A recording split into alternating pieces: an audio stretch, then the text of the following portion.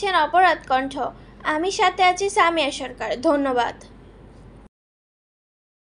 আব্দুল জব্বার, এই গোডাউন রয়েছে আমার গুঞ্জামাই আবুল ভাই এবং হচ্ছে নুরুজ্জামান ভাই। এই যে এই রাস্তাটা এখানে প্রায় 30 বছর যাবার আমরা এখানে হাঁটাহাঁটি করতেছি। ইভেন আমার যে ইসাহাক গং তার আওয়ামী লীগের প্রভাব খাটিয়ে এমনকি ইসাহাকের পিতা আমার চাচা এই রাস্তার জন্য 2% থেকে 100 জায়গা দিয়ে গেছে। আমি এই রাস্তাটা আমাদের বিশাল ক্ষতিগ্রস্ত করার জন্যই তারা মূলত এখান থেকে ঘর তুলে ফেলে। এখন প্রায় এই রাস্তা দিয়ে প্রায় 1000 মানুষের যাতায়াত।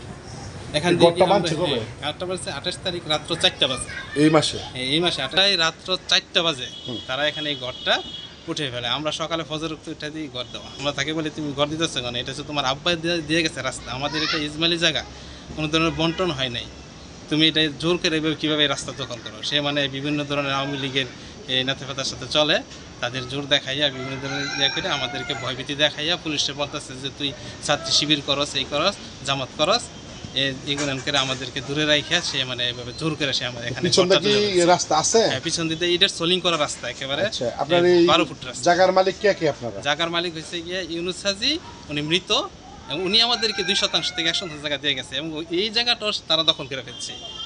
এবং আমাদের এখান থেকে বলা যায় কি আওয়ামী হায়নার মতো তারা আমাদের এই জায়গা দখল করে রাস্তা দখল করে মানুষের হাজার মানুষের এই যাতায়াতের রাস্তা বন্ধ করে দিয়েছে এবং একজন মানুষের কোটি টাকা দৈনিক কমপক্ষে ওনার লাখ টাকা ক্ষতি হইতেছে।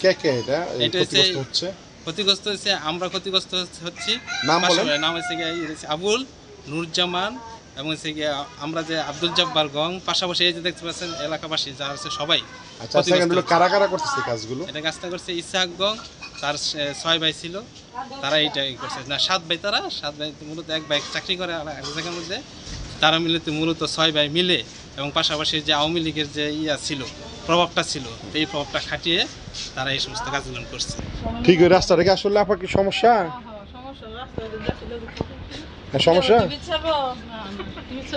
না আপনাদের কোন সমস্যা না, রাস্তা 30 বছরের রাস্তা এটা আমরা ছিল, মানুষ আসা যাওয়া করে। ওই দিন হারা এটা বাসাটা ছিল না, তার গেছে অ্যারেস্ট করে নিচ্ছে, এরপরে পরের দিন রাত্রে এটা বন্ধ। কি গো মা, কতটুকু সত্য এটা? এটা পুরোটাই সত্য। অনেক দিন ধরে রাস্তা হেরা হঠাৎ করে খেলে বদ্ধ করলে হেরা করতে করবো। অনেক বছর ধরে আমরা ছোটবেলাতে দেখতেছি, ছোটবেলাতে দেখতেছি। বলে সত্যি আমরা আপনার এর আগরটা দেখছেন মানুষ চলাফেরা করছে।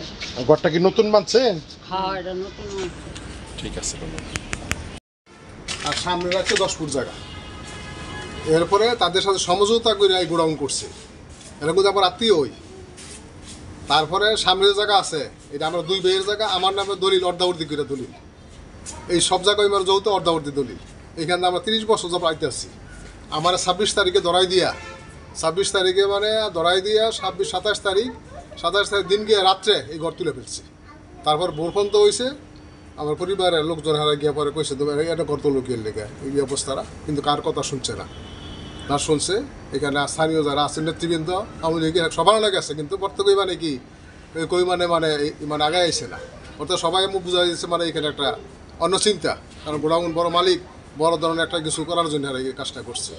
এখন তাহলে আমাদেরকে আমি যখন জেলাতে আসলাম তখন আপনার তারা বলতেছে না আমরা করতাম না, বিভিন্ন অজুহাত দেখাচ্ছে যে আমরা রাস্তা তো পুরাতন রাস্তা অনেক, এই রাস্তা অবশ্যই জিততে হইব, কারণ এটা তো আমরা 2 ভাইয়ের যৌথ রাস্তা, মা হাঁটতাম, তোমরা হচ্ছে আমাদের সন্তান, তোমরা কেন বন্ধ করলে এটা?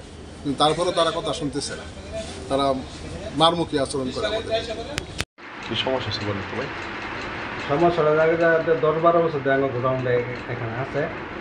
রাস্তা তারা 2 ভাই আসছিল, 2 ভাইয়ের রাস্তাটা এইটা, তারা গোডাউন করার আগে এরা বলছে যে ঠিক আছে রাস্তা আমরা দিব, সমস্যা নেই, আমরা গোডাউন করছি।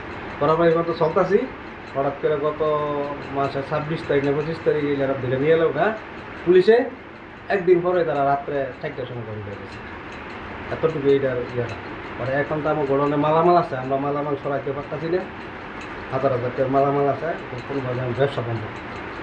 কারা কারা ওই গোডাউন এই করে প্রতিবন্ধকতা করছে? হ্যাঁ, প্রতিবন্ধকতা সৃষ্টি করছে কে? প্রতিবন্ধকতা সৃষ্টি করছে ইসাহাক আর ওই যে তার নাম দেখি, আরো 2-3 ভাই মিলে আর কি।